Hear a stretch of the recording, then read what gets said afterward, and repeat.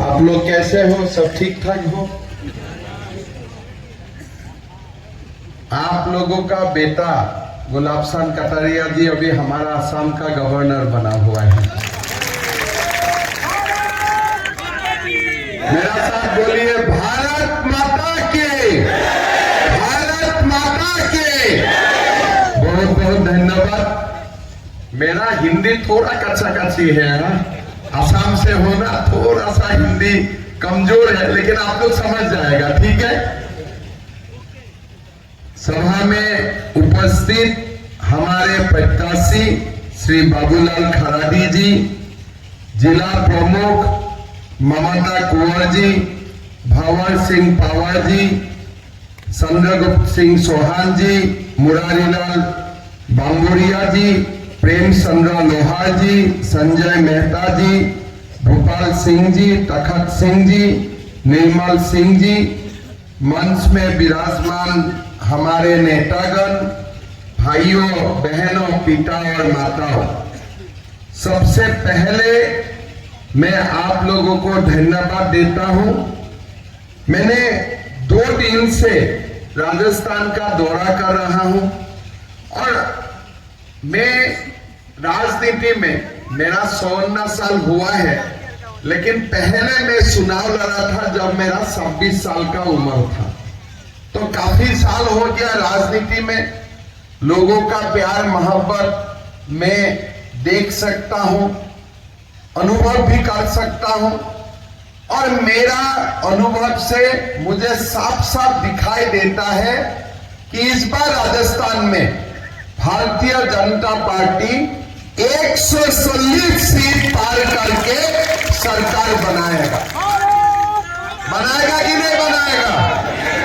माहौल आप लोग को भी दिखाई दे रहा है ना, पूरा सरकार बनने का माहौल है।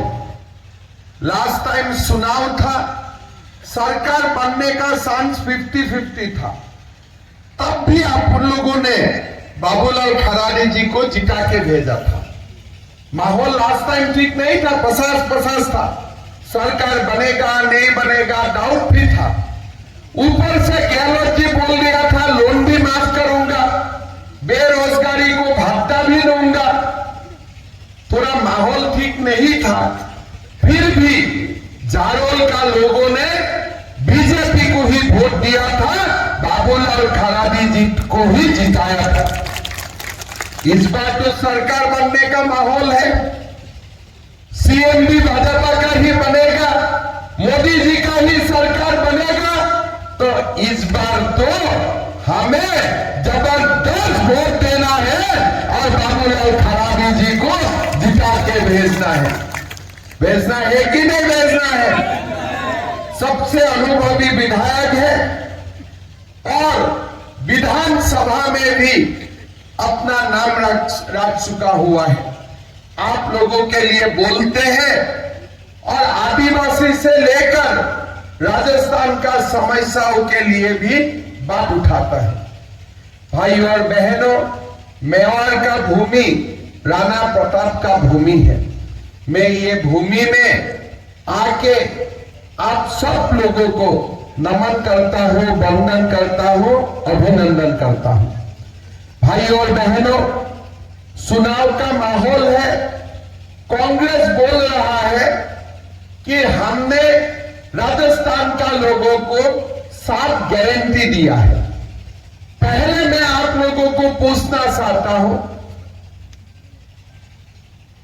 लास्ट चुनाव में 2018 साल में राहुल गांधी आया था, लोगों को गारंटी दिया था कि किसानों का लोन माफ हो जाएगा। किसी का लोन माफ हुआ है क्या? लोन माफ हुआ है क्या? और क्या बोला था? यहां सरकार बनेगा, वहां सबका लोन माफ हो जाएगा।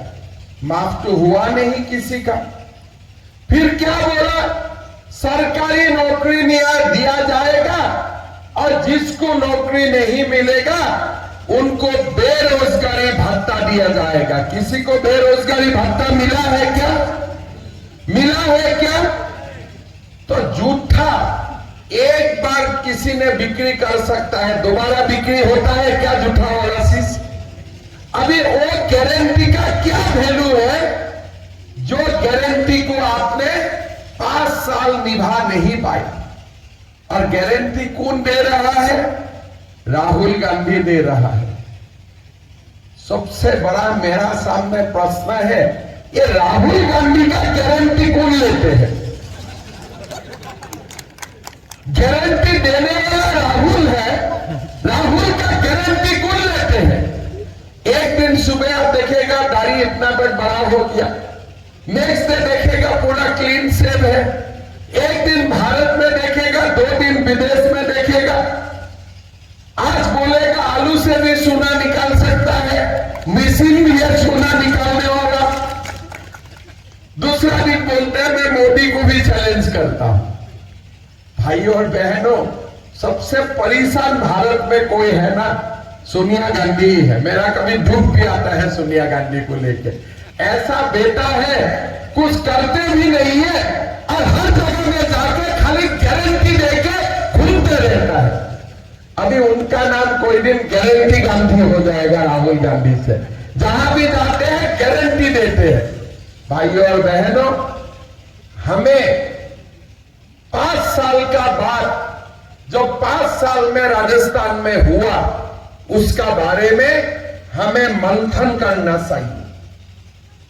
चुनाव हुआ, हमने कांग्रेस के लिए कुछ नहीं बोला। अशोक गहलोत जी ने बोला सचिन पायलट निकम्मा है, हमने नहीं बोला।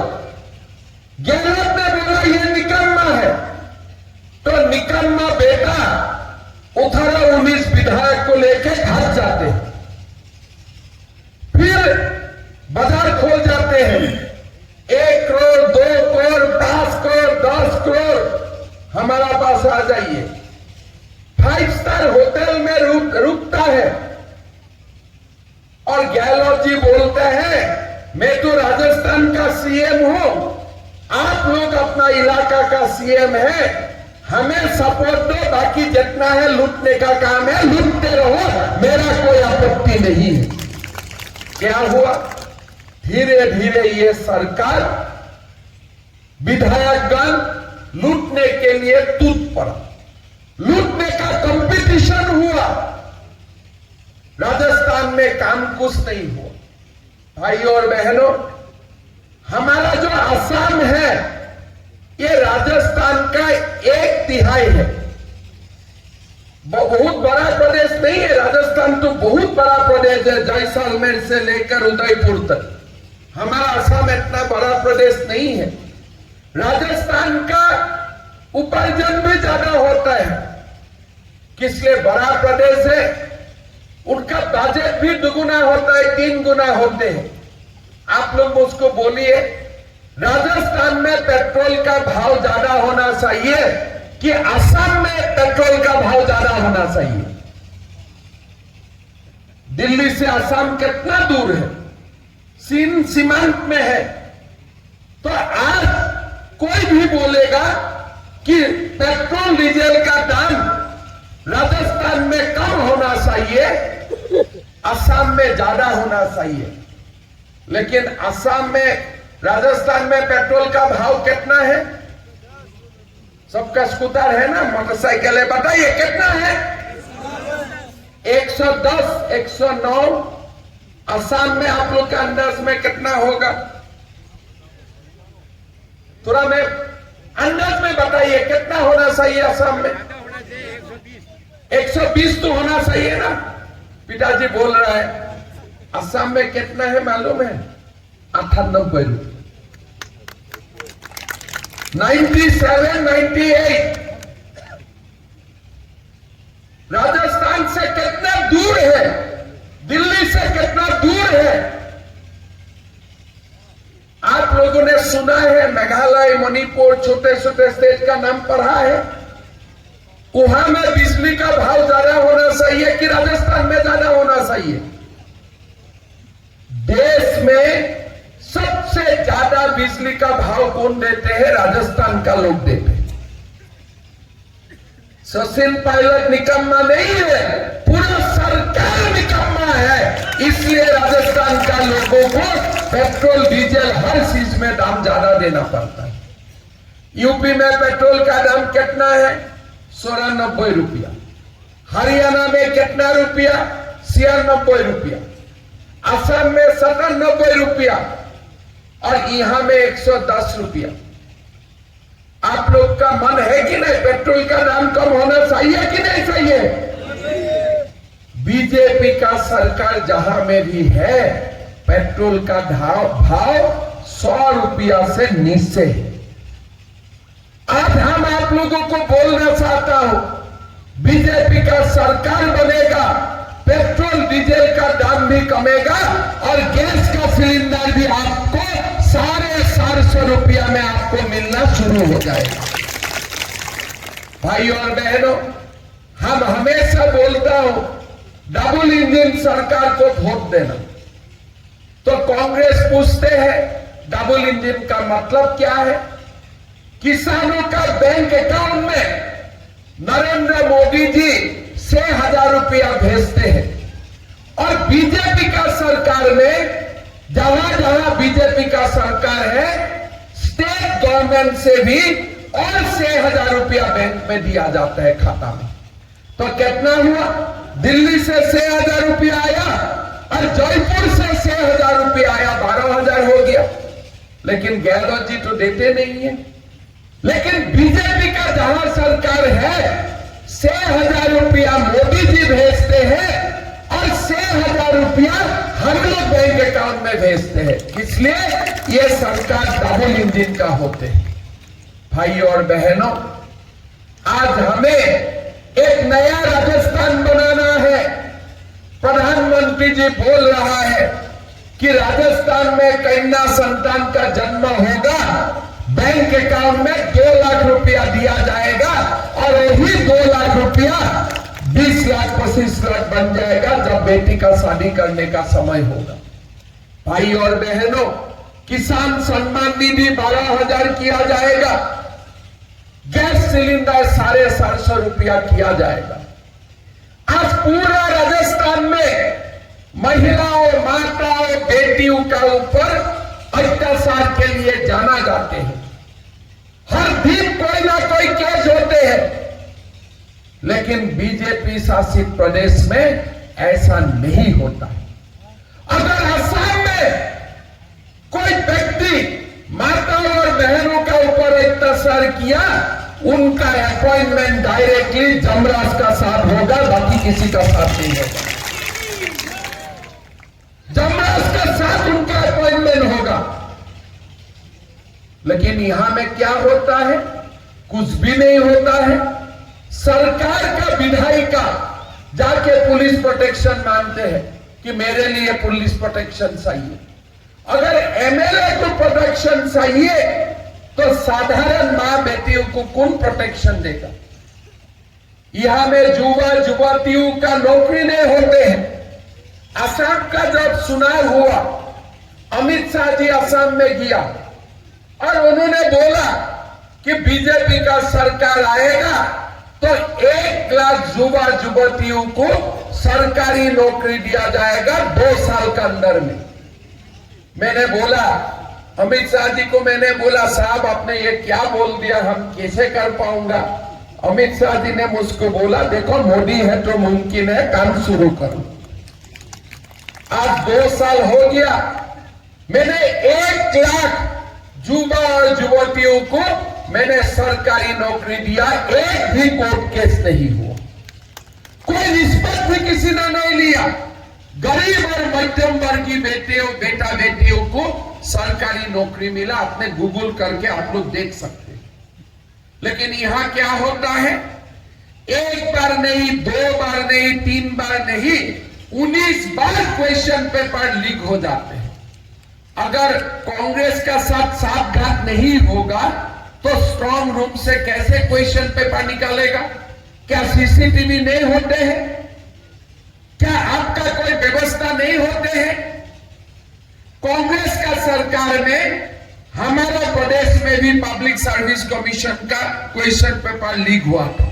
चेयरमैन को हमने जेल में डाला, आज 6 साल हो गया, जमानत नहीं मिला। लिया। भाई और बहनों, यही उदयपुर है जहां कन्हैयालाल जी का भी सरतन जुदा किया जाते हैं। भाई और बहनों, ये सरतन जुदा कभी भारत में होता था क्या? जब पहला बार सरतन जुदा का कहानी मैंने सुना, मैंने गूगल किया ये कहां से ये शब्द आया।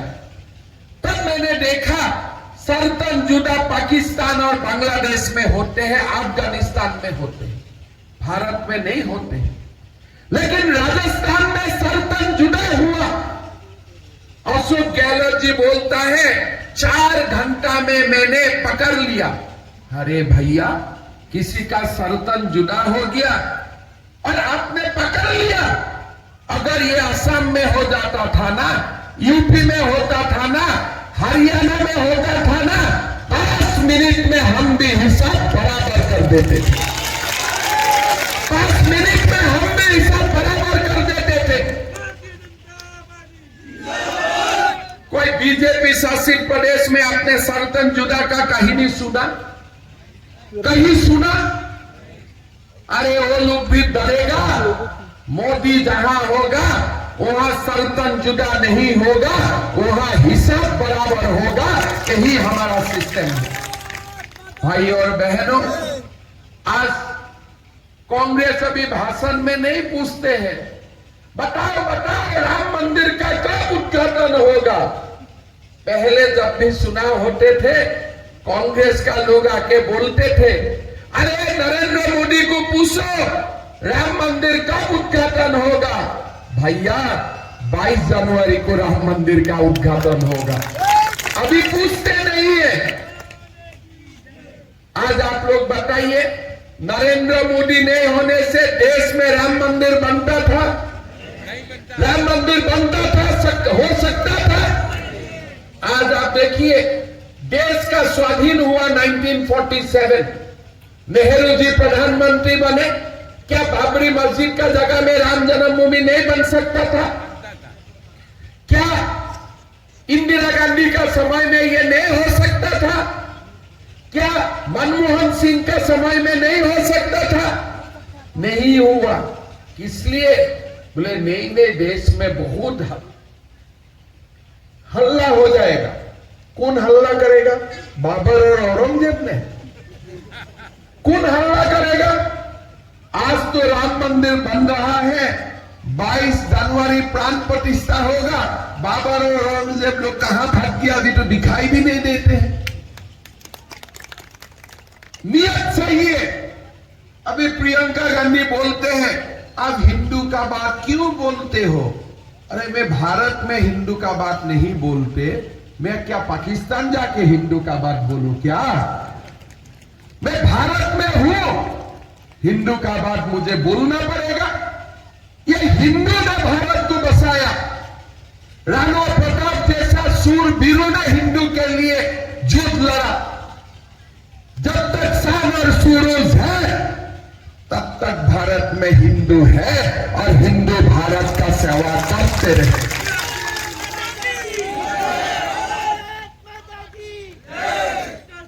प्रियंका जी, हमें आपको नहीं पूछा, आप बोलते हो हम हिंदू का राजनीति क्यों करते हो?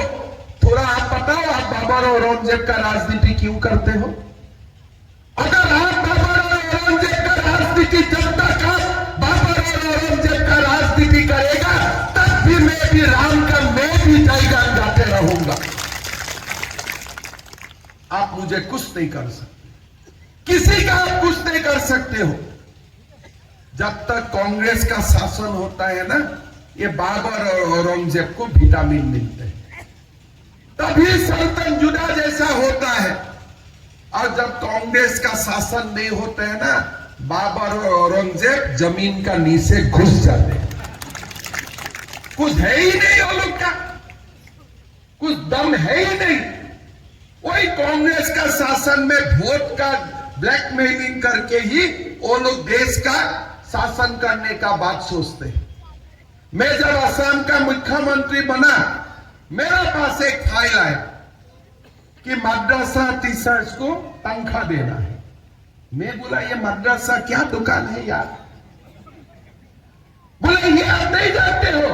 मैं बोला मैं नहीं जानता हूं। आपका बेटा मदरसा में पढ़ता है क्या? बोले नहीं पढ़ता है। क्या होता है? बोले मदरसा में मुल्ला होता है। मैं बोला मुल्ला खोलने का बनाने का जिम्मेदारी मेरा है क्या? ये बंद करो ये दुकान। बंद हो गया। अधिकारी ने मुझको बोला सर हल्ला हो जाएगा। मैं बोला देखो देश का प्रधानमंत्री नरेंद्र मोदी है, मेरा जैसा छोटे मोटे व्यक्ति असम का मुख्यमंत्री है, किसी का हिम्मत भी नहीं है हल्ला करने के लिए। आप देख लो आज 2 साल हो गया कोई हल्ला भी नहीं हुआ। भाई 370 धारा हटाना सही है। बोले नहीं नहीं हल्ला हो जाएगा। अमित शाह ने बोला अरे हल्ला होने दो, मुझको 370 धारा हटाना है। हटा दिया। किसी ने हल्ला किया? आज तो जम्मू कश्मीर शांति हो गया। हल्ला हुआ देश में? जब तक हिंदू जागते रहते हैं ना, ये देश में किसी को हल्ला करने का हिम्मत नहीं होती। जब तक कांग्रेस आते हैं हिंदू को बांट लेते हैं ना, तभी बाबर और औरंगजेब का डांस शुरू हो जाता है। अभी चुनाव है, राजस्थान में चुनाव जीत लिया ना, ये बाबर औरंगजेब अंडरग्राउंड हो जाएगा। नरेंद्र मोदी 700 सीट पार करके भारत का प्रधानमंत्री बन जाएगा।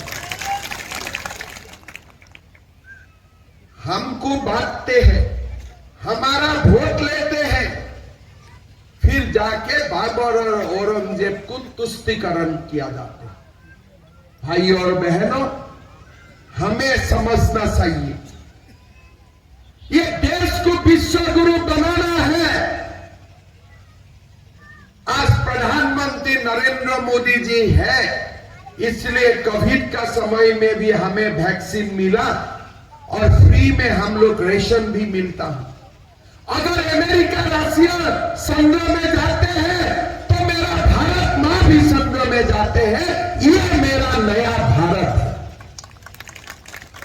ये भारत का समय है, यही समय है। इसीलिए भाइयों और बहनों राजस्थान में बीजेपी को ताकत देना है, देश में बीजेपी को ताकत देना है, नरेंद्र मोदी जी को प्रधानमंत्री बनाना है और बीजेपी का सरकार राजस्थान में हमें बनाना है। भाई और बहनों तैयार है ना आप लोग? सब पूरा तैयार है कि नहीं?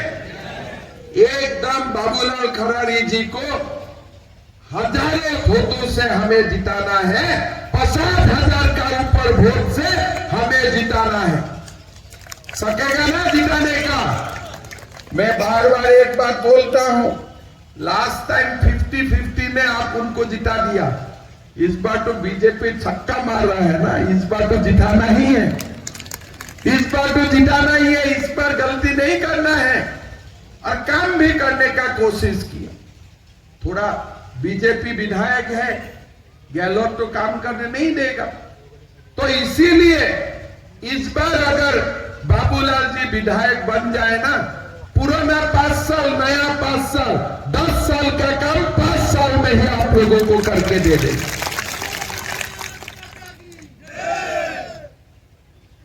इसलिए गहलोत जी का खिलाफ बोलते थे, काम भी नहीं देते थे, लेकिन जनता का साथ तो खड़ा होना ही था। इस बार आप लोगों के लिए भरपूर सेवा करने का बाबूलाल जी का मौका है। काम करेगा, हमारे झारोल को आगे लेके जाएगा, विकास का एक नया मार्ग बनाएगा। आप लोगों को मुझका बहुत बहुत प्रणाम है। आप लोग बार बार बीजेपी को वोट देते हो, आप लोगों का कारण ही आज भारत का इतना विकास हो रहा है। कभी आप लोग असम में गया है? किसी ने नहीं गया है? तो कभी आइए असम में। आप गया था? हाँ, असम में मां कामाख्या होते हैं और मां कामाख्या क्या है?